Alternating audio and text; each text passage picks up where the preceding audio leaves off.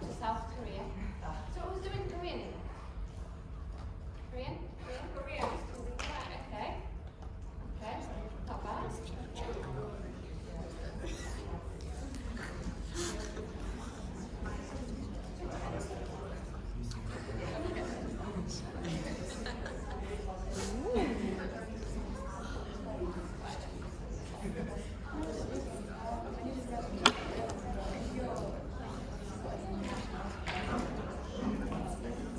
Okay, hi everyone.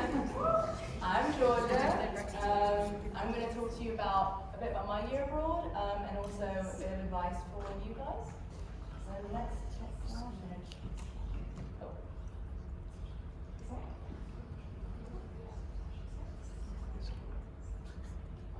Okay. So I went to UCLan University, which is okay. I went to the one on the Seoul campus mostly, but they also have another campus in Suwon. It's mainly for natural sciences, so I think a lot of you would be going to the Seoul campus, but you can take modules on both campuses. It's just if you want to be traveling that much, because Suwon is like an hour from Seoul. But I just did modules on the Seoul campus. In first semester it was all online, but actually in second semester I got to experience a lot of offline classes, which was really nice. These are all the modules that I took for the whole year. I only did 2 modules in the first semester and I chose to do 4 in the second one. To be honest, you talked about your module experience, but to be honest, everyone that I spoke to in Korea from the UK, the only thing that matters is the minimum and maximum credits that your host university requires. And UCLan is happy if you just do the 2 reports for the whole year. So you have a bit of freedom with what you pick. That's why there's like this variety. You can do 1 or 2 modules, or you can do 5 or 6. It just depends how much work you really want to be doing. So the intermediate Korean and the traditional art Korea was what I did in the first semester, and then the rest are in the second. I picked Sungyungwan because I actually really liked the modules they offered, and I think their Korean language system is really great.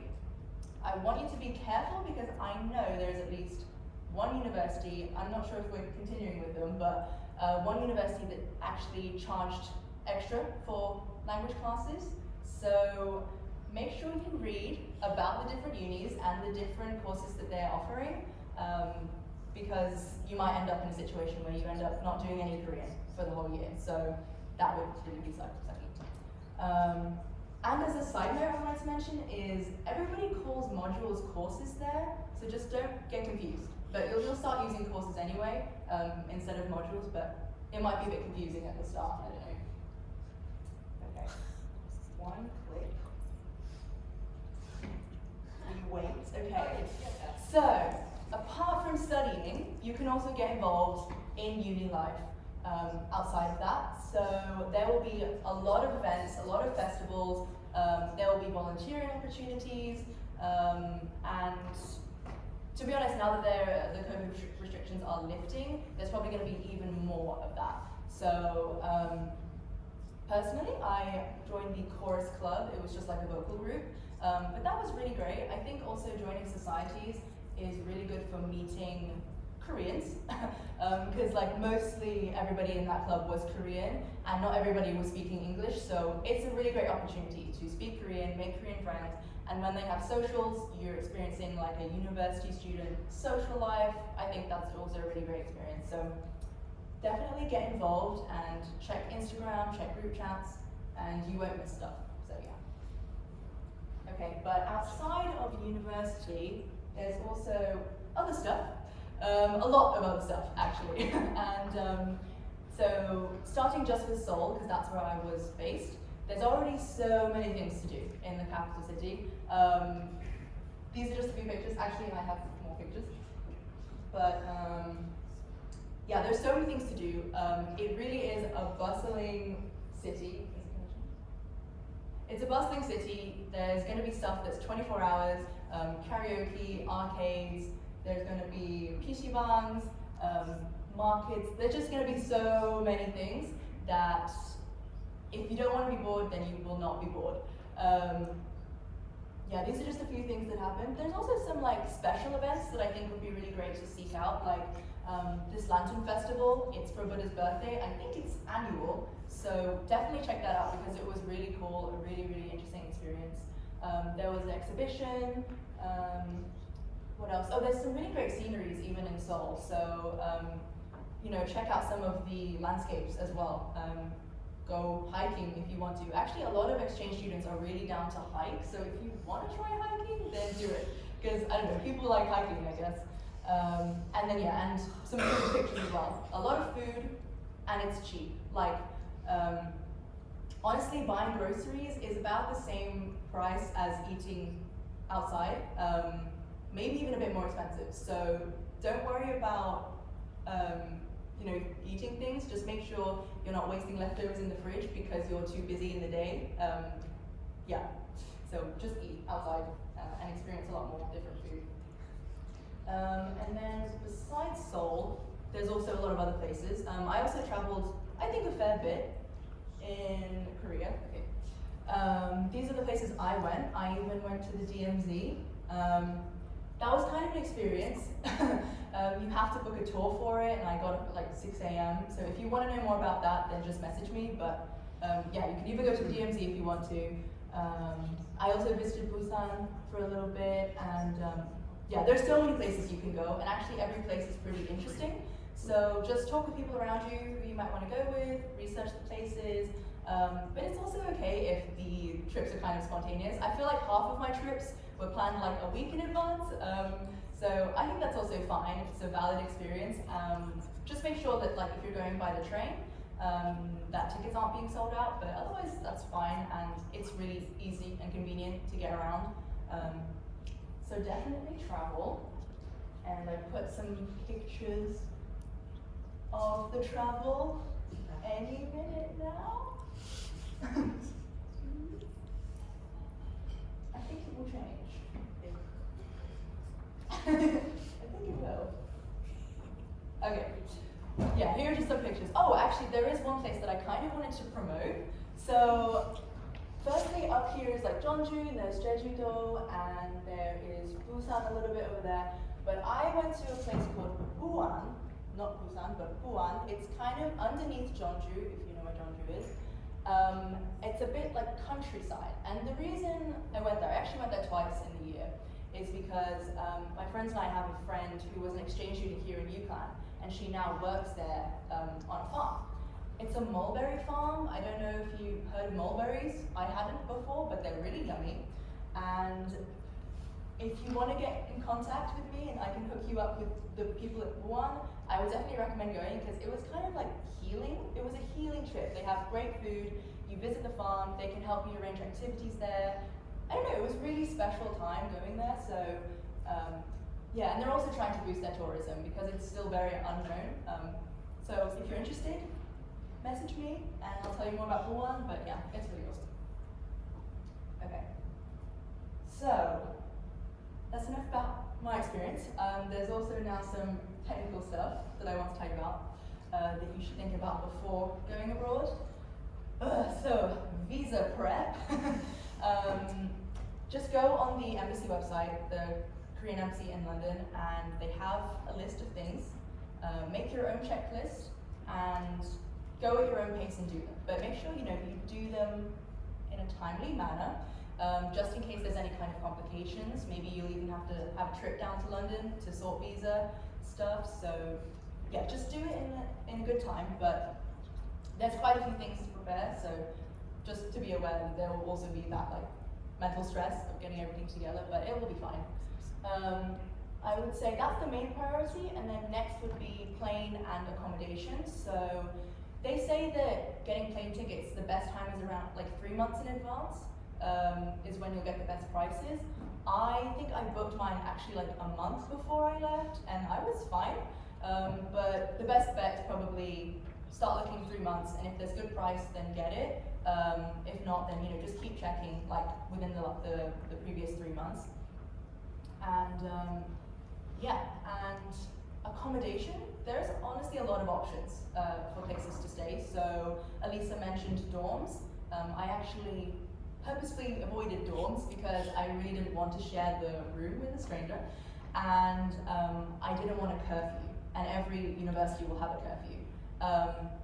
I think you can actually get in a bit late, or maybe like you can maybe stay with a friend and then go back the next day, but I think there are some penalty systems in place in each university, so yeah, curfews. So what I did is I stayed in a flat through Airbnb. I know another student recommended if you find someone on Airbnb, contact them outside of Airbnb and just do a contract with them so you don't have to worry about the Airbnb fees, but me and my friends didn't do that, so maybe do that. And then in the second semester, we actually ended up moving to a share house, which was also a really great experience because there was a bunch of other people from different countries living there, and yeah, it was really nice also. It's also like more spacious to live in a share house because the kitchen from the flat was quite small, and in dorms you also don't really have a kitchen, right? So yeah, but there's so many places. Goshuan, one room, those can also work. Just think about what is going to bring you comfort at the end of the day. I think that's also important because everything else is new, so it is nice to have like a stable place to come back to. Yeah, and then the rest of the stuff is also pretty important. I mean, packing list, just don't overpack because you'll have to take everything back. Maybe go with like one big suitcase and then you can come back with two. I did also send a parcel back, but just be aware that for the UK, they only have air shipping available, at least when I did it, which is the most expensive option. So just be careful. And if you do get homesick, like maybe if you're really close to your family, or if you haven't traveled much outside the UK, just take something that is going to comfort you, like a stuffed toy or pictures or something like this. That will help, and just remember you can always call family and friends when you need to, and everything will be okay. And then budgeting, because you will probably spend a lot of money on this year. So make sure that you have enough to eat, okay, and enough to pay rent, and travel, and have enough to travel as well, because there's there are some cases where there are people that they want to go to more places but they haven't got the money. Also, sometimes accidents can happen, and quite a few people might end up needing to go to the hospital for things, and they'll need some upfront payments. So there is the insurance that will be reimbursed, but you might need some extra emergency funds just in case anything happens, because you never know, so just be careful. Okay. And then, the emoji, okay. So, paperwork. In the first few months, there is actually, there's quite a lot of paperwork that suddenly comes up. It's going to be fine. It's also kind of like a learning, growing experience, but just be aware that that's going to happen. I would also definitely recommend opening the bank account, getting the phone number, and I didn't put the foreigner registration card on there, but also do that. I also did it through my uni, which is definitely a lot easier. I think it's less hassle, so just try to do that. But yeah, I know some people didn't open a bank and didn't even get a phone number, and it does make things a little harder, so especially if you're going to be there for a long period. It's super good to be booking things like trains, getting delivery food, for verifying your age on everything, like everything. So I think get those things done definitely. Every uni has a bank that they're associated with, I think. So basically you can go to the student branch and they can help you out, and basically your student card becomes a bank card. So I think that's probably the easiest option, but you can just you can do it separately as well. So for health insurance, Elisa said that she paid the insurance, but I did not do that because it wasn't illegal, okay? Because we have the UCLan one, you can get an exemption from the insurance. You can get an exemption, guys. So you just have to go to the National Insurance Health Office for Foreigners. I'm not sure if there's only one in Seoul or if there's one in different cities, but I went to the one in Seoul, and you have to just bring your insurance and a translated version of your insurance, which you can do like through a website, and just make sure you have your full name on there and your date of birth on both of them, and then you go there. I can't remember if there was like a form or something, maybe there's also a form. You go there, give them the paperwork, they're going to be like checking everything, and it should be fairly straightforward. I did have to go back like once or twice because maybe there was like confusions or missing stuff, but it worked out, and I know a lot of people that did that, and so I didn't pay any insurance. Just the UCLan one. And the UCLan one is honestly pretty good. Like, they'll help you out, and if you need to use the UCLan insurance, just email the contact on it in advance, and then they can help you, like, connect you with doctors and hospitals and stuff, and then it's really convenient. So yes, and I'm sorry Lisa to break this to you. Okay, and oh yeah, registering for courses, Elisa also mentioned it. Definitely get in early because it is competitive, there's a certain amount of places, but I think that my uni was like, if you don't get into a course, email the professor or email incoming, and we can get you in probably, because they're kind of lenient with exchange students, so it should be fine, but make sure on the day you've got the courses in your basket and you're ready to enroll. Okay. Yeah, and I put and because maybe there's something I forgot, but be prepared for paperwork in the first couple months, and then it will be your past, you'll forget about it, and it will be fine, so don't worry. And speaking of not worrying, here's what you should be worried about. Okay, so you will make lots of friends. You will make lots of friends because everybody is trying to make lots of friends.